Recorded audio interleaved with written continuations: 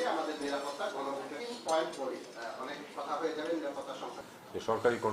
সরকারের কোনো কর্মী কোনো ধরনের কোনো ওই হ্যাঁ না ভোটের ব্যাপারে মতামত দেবেন, কিন্তু ওই যে সংসদ নির্বাচন সেখানে কেউ কোনো মতামত দেবেন না। ভোট দেবেন সেটা হলো আপনার ব্যক্তিগত ব্যাপার, কোনো মতামত দেবেন না। আপনাদের সম্পূর্ণ নিরপেক্ষতা, শুধু নিরপেক্ষতা থাকলে চলবে না, নিরপেক্ষ যে আছেন সেটা দৃশ্যমান হতে হবে। এটা কিন্তু খুব গুরুত্বপূর্ণ।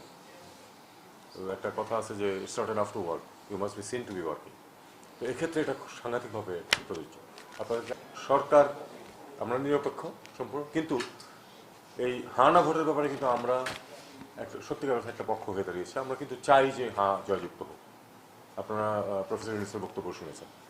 আমরা তো কাউকে বাধ্য করতে পারবো না, কিন্তু আমরা মানুষের প্রতি আহ্বান জানাতেই পারবো, এবং আমরা আহ্বান জানাচ্ছি যে যেন এটার পক্ষে যেন জনগণ মতামত দেয়। কারণ এটা অনেকগুলি মাথা একসাথে হয়ে কিন্তু এই তালিকাটা তৈরি করেছে। এটা কিন্তু আমার বা ওনার বা এরকম 2-4 জনের বিষয় কিন্তু না, অনেকের ইনপুটসের মধ্যে থেকে কিন্তু এই জিনিসটা এসছে, রাজনীতিবিদদের সহ। প্রত্যেকেই সব বিষয়ে একমত হবে এমন কোনো কথা। আপনারা জানেন সবই, তারপরেও একটুখানি যেটা বলতে হয়, বিসি সাহেব বলেছেন, সাথে আমি এটুকু শুধু অ্যাড করি, সেটা হলো যে একটা বিশেষ পরিস্থিতিতে এই সরকার দায়িত্ব নিয়েছিল, এটা আপনারা জানেন সবাই।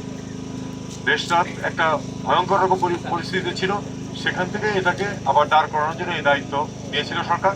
সরকারের কিন্তু মূল দায়িত্ব ছিল 3টা। একটা হলো রিফর্ম, 2 বিচার, 3 একটা সুষ্ঠু ভালো নির্বাচন। এবং রিফর্ম আপনারা জানেন যে এই যে সংস্কার হবে একদিনে হয়ে যায় না, সময় লাগবে। এই কারণেই কিন্তু সংস্কারের যে কমিশনগুলো এসেছিল তাদের যে রিকমেন্ডেশন, সেটার ভিত্তিতে একটা দাঁড় করানো হয়েছে চার্টার। সেই চার্টার অনুযায়ী আপনাদেরকে দায়িত্ব দেওয়া হয়েছে, আপনাদের উপরে ছেড়ে দেওয়া হয়েছে যে আপনারা পরিবর্তন চান কিনা। যদি আপনারা চান পরিবর্তন আগের অবস্থা থেকে, এবং যাতে আগের অবস্থা আবার সৃষ্টি না হয়, সেজন্য কিন্তু এই বিকল্পটা আনা হয়েছে। আপনারা যদি হ্যাঁ বলেন তাহলে বোঝা গেল যে আপনারা চান যে